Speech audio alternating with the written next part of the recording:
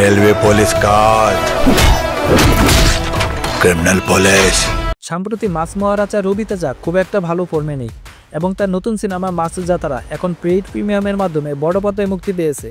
সিনেমাটিতে শ্রীলীলা প্রধান নারী চরিত্রে অভিনয় করেছেন এবং এটি পরিচালক ভানু বোগাভারাপুরীর অভিষেক সিনেমা। চলুন দেখা যাক সিনেমাটি আমাদের কাছে কেমন ছিল। আদাবি ভরম নামে একটি স্থানে মাদক সম্রাট শিবাডু তার অবৈধ কার্যকলাপের মাধ্যমে জনগণের সর্বনাশ ঘটায়, কিন্তু রেলওয়ে পুলিশ অফিসার লক্ষণ ভেরি শীঘ্রই তার প্রতি একটি বড় বাধা হয়ে দাঁড়ায়। সিনেমাটিতে একজন রেলওয়ে পুলিশের সীমাবদ্ধতা সুন্দরভাবে উপস্থাপন করা হয়েছে এবং অভিনেতা তার শক্তিশালী উপস্থিতি দিয়ে সবাইকে মুগ্ধ করেছেন। তীব্র অ্যাকশন দৃশ্যগুলিতে রবি তেজা খুব একটা ভালো, এটা আমরা সবাই জানি, এবং তার ভক্তদের কাছে এটি আকর্ষণীয় হতে পারে।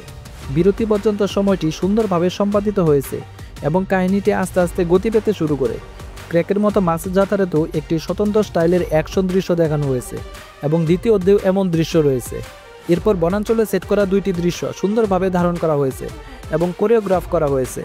শ্রীলীলা এবং অন্যান্য অভিনেতা তাদের নিজেদের ভূমিকায় খুব ভালো অভিনয় করেছেন। সিনেমাটির কিছু নেগেটিভ দিক রয়েছে।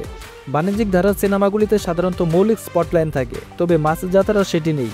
মূলত অ্যাকশন ব্লকগুলি দিয়ে কাহিনীটি পরিচালনা করে। গল্পে কোনো অতিরিক্ত আকর্ষণ নেই, তাই সিনেমাটি আমাদের কাছে অনেক পুরাতন ছবির মতো পরিচিত মনে হয়েছে, যেগুলো সম্প্রতি একই কাহিনীকে মোকাবেলা করেছে, যার মধ্যে রবি তেজা অভিনীত একটি বড় হিট সিনেমাও রয়েছে। দ্বিতীয় অধ্যায়টি একটি এককভাবে চলতে থাকে। গানগুলি সিনেমাতে তেমন কোনো ছাপ ফেলে না এবং আবেগগুলিও মোটেও কাজ করে না। অন্যদিকে অ্যাকশন সিকোয়েন্সে ব্যাকগ্রাউন্ড স্কোর ভালো ছিল। বিদ্যুয়ান্নার সিনেমাটোগ্রাফি বেশ ভালো এবং বিশেষ করে অ্যাকশন অংশের ভিজুয়ালগুলো চিত্রকর্ষক ছিল। আসলে নির্মাণের মান ভালো ছিল, কিন্তু বাজেটের একটি বড় অংশ ব্যয় করা হয়েছে রেলওয়ে স্টেশন এবং মাস যাত্রার সেটআপে।